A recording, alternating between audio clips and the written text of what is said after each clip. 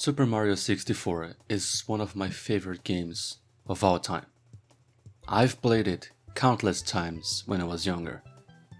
At that point, I had never seen a Nintendo 64 in my life, but I did have a computer and an emulator on it. And the funny part is, I was hella scared of it.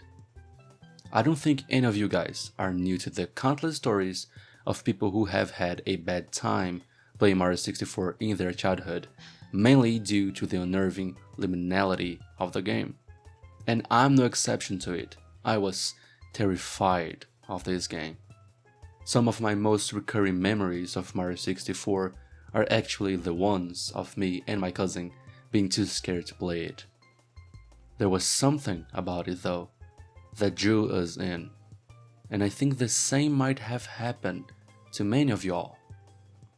As I grew up, I started venturing into different hobbies and passions. Fast forward almost 2 decades and I'm now calling myself a fashion designer. Who could have ever imagined things would change so drastically?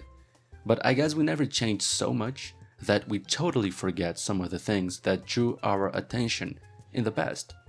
Mario 64 never stopped being fascinating to me, honestly. It never stopped being immensely fun, but also never stopped being unnerving. I'd say nowadays the feeling is even weirder since I'm already a full-grown adult and have many more unnerving experiences and memories to share, but I guess Mario 64 really has something unique and inexplicable about it. And I guess I'll never stop finding it an amazing piece of game history. That's why I got inspired to draw some clothing pieces inspired by Mario's overalls from the Nintendo 64 era. Just as a quick side note, my drawings for this video are all made on top of screenshots of 3D model dummies. Those were posed in Magic Poser. This is not an ad, by the way, just a quick explanation of part of the process. Plus, the link to this app will be in the description of the video. Without further ado, let's dive into it. Despite Mario, Jumpman, having jumping and platforming as one of his main traits, overalls are not known to be particularly comfortable for intense activities. Whenever we think of overalls in real life, we tend to think of the classic denim ones. But there is more to overalls than most realize. There is actually much more thought process behind overalls design and production than you might have guessed. The two key elements to overall design are typically durability and comfort. You don't want an overall to feel too stiff, or else it will be a hurdle to combining it with other pieces, obviously, but durability is also an important factor that will determine how good your overalls are. You don't want it to be too fragile. I believe this characteristic is mostly tied to the history of this piece of clothing with heavy labor, namely farming. But you can imagine that a piece you wear on top of other clothes needs to be durable. Two of the most common materials that check these two boxes are denim and canvas. Of course, everything depends on the quality of the fabric too, but overall, denim is very comfortable but not as durable, while canvas is very durable but not as comfortable. Now, the low poly graphics of the N64 makes it very difficult for me to say for sure, but judging by Mario's model in the game, as well as most of his iterations in future games, it seems to me that his overalls are made of canvas. There is very little stitching to be seen, if any at all, and it would make sense from a durability point of view, since the Italian man is known for jumping across way too many places. But to improve comfort, I do think that some extra care in material selection might do some good. Now, I don't like elastane that much since it's a non-renewable material, but a small percentage of it might add some stretch to the fabric. Also, a gusseted crotch could be a good addition to the design. Gussets are a piece of clothing sewn into the crotch area, and they are very popular in all types of overalls. It's usually done so you can sit well, but there's another function for this, which I believe aren't of concern to most fashion designers in the real world very often, but which is important for us here. They give you more room for movement in your crotch area for, well, jumping. Yeah, I went all over the jumping thing. I decided to balance the piece with a blue beanie, and the puffed sleeves are just a nice contrast to the sleek blue painting of the overalls. In true OG Mario fashion, I believe this piece is looking simple, yet effective for what it is supposed to be. One of the first moments in my life that I got genuinely scared by playing a game was the first encounter with the Boo in the hall of Super Mario 64. I was so young and was playing with my brother late at night. I remember us both getting scared by it, closing the game and running to the living room. Now, in my memory, the Boo was way larger than what it actually is in the game. I've checked so many times again and again to see if there is no glitch that makes that specific Boo larger or something like this, but to no avail. It was just my imagination, filling in gaps to make things look more logical. So I think it's pretty safe to say that it was just. Boos are a big part of the Mario 64 experience, mainly because everybody has different experiences with them. I think it was so cool for Nintendo to implement a personalization AI in the cartridges, and I feel sorry for those who didn't have the chance to explore the 4th floor of the castle plexus, and probably just those who had the chance to play in personalized builds like mine will understand the appeal of Boos, otherwise known as the roaming ones. Inspired by the playful yet dangerous nature of Boos, I have decided to design a free-spirited type of overalls. These are much more revealing as the bottom part is no longer than your casual shorts. Now you might be wondering what the hell is this cloth hanging in the chest area. This is a pattern sewn detail, much like a 1880s bodice plastron. This is just for decorative purposes, and this alone transforms an all-playful overall into something more vintage, something an ancient ghost might actually wear, I suppose. The pockets on the side are very small, by the way, and are actually more useful for you to keep small items than to put your hands in them. This might prove to be useful though for her to keep a Boo key there, much like the ones you have to collect for the first mission of Big Boo's Hound. It wasn't until a couple of years later, when the world collectively found out about the AI technology and the whole personalized copies fiasco, that I finally found out how screwed I was. One of the clearest images I have in my mind while playing one of the last missions in Bob-omb Battlefield is of an eyeless chain chomp breaking free from its chains and trying to launch itself at me. This one scare was a strong indicator of how aggressive my copy was. Known for being the most accurate signal that you are playing on an extremely corrupted version of the game, the white-eyed chomp is a one-of-a-kind gateway to hell. If you never encounter it, chances are you will never encounter the other, much more sinister elements and enemies lying dormant in your cartridge's codes.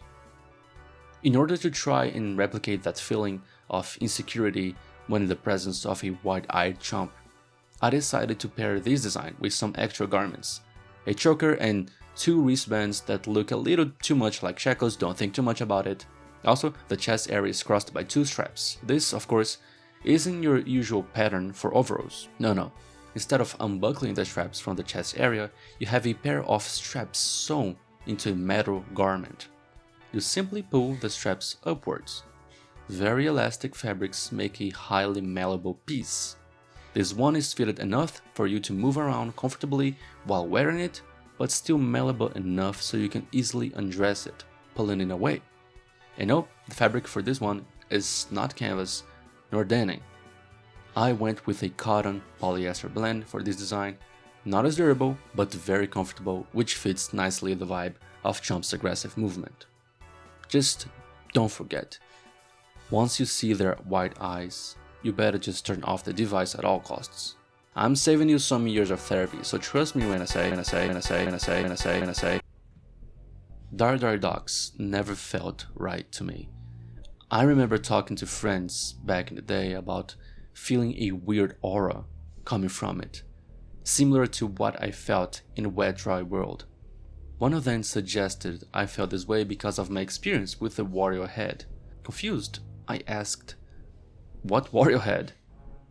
And as we discussed, it became clear to me that they were experiencing things I hadn't yet encountered in my game. The problem was, he didn't know what triggered it. So I kept playing, trying to figure out how to unlock this event in the game. I never really got it, so with time, I just forgot about it entirely. Until it surfaced online. After too many eyes paid attention to it, it finally surfaced online. And what I could never experience in my childhood was now possible to see on YouTube. I can only wonder why it took us so many years to start talking about this openly, but the water apparition seems to be a very unusual one. And if it happens, you can't really deny its impact on you. You have to pay attention to it because it was obviously the AI's intention to make it stick with us. The heavy aura that comes from it is so strong that it permeates the entirety of Dire Dark stage, even if you're playing on a cartridge with tame personalization. To pay homage to the personalization AI's high efforts to make this event so eye-catching, I decided on Warrior's Palette. This jeweled yellow combos with an almost military green, with heavy metal textured magnetic buckles. Despite its charming colors, the design is very raw, with no shirt or blouse intended to be worn with it if the person so desires. Its very blocky feel is a miracle of pattern making, with some hard edges getting translated into this almost square torso area. It also makes use of canvas fabric, specifically the duck canvas variety, for thinner threads, resulting in a slightly more breathable design. And the finishing touch was the boots. The inspiration for it came directly from a Pinterest post.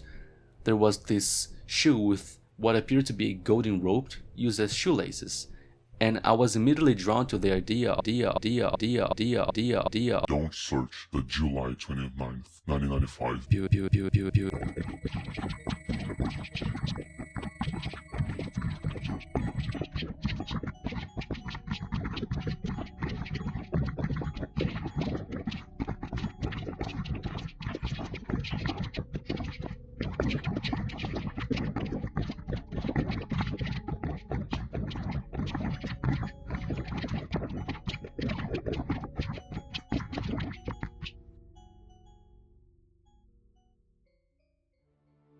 By now, I believe that all of you have guessed that most of the experiences and explanations I've shared about this game are fictional.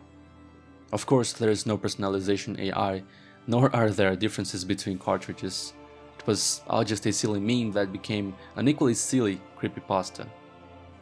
But, actually, there's some truth to at least the experiences I've shared. I do remember too many things of Mario 64 feeling a little too different from the original content we see everywhere nowadays. I'd like to believe that the reason this meme/creepypasta became so popular is because too many people felt the same way about the game. Mario 64 is empty, it is eerie, it is liminal, and it has provoked different memories in most people who played it in their childhoods, arguably more than any other game has ever done. There's always a logical explanation to everything, and the Mario 64 personalized phenomena, call it what you want, doesn't escape the same fate. Yet, I remain fascinated by it. More than that which I can explain with logic, I find myself every day increasingly more drawn to that which ignites my feelings. There is a mixture of intense feelings whenever I think of Mario 64, and I hope my clothing pieces could translate some of this passion I have for this game to some of you, and hopefully inspire others to turn their fascinations into art too. While I was drawing this collection, I felt like there was so much material to work with, like there's some scrapped ideas that I couldn't put into practice since I'm focusing on 5 pieces per collection/theme, overalls inspired by L's Real, Wet Dry World's Negative Aura, the 124th Star, and the Bowser Room are just some that came to mind. So if you're interested in seeing me draw some pieces for these too, let me know down there in the comments. I plan on working on a second fashion video for Undertale pretty soon too, so stay tuned. And I make everything you see in my videos alone, from drawing to scripting to editing, so if you enjoy this kind of content, consider helping your homie out by clicking the like button and subscribing to the channel. This helps me a lot. Also follow me on my social media, especially Twitter. I'm always active there and ready to interact with y'all. I hope to see you here next time. And until then, keep safe. Peace.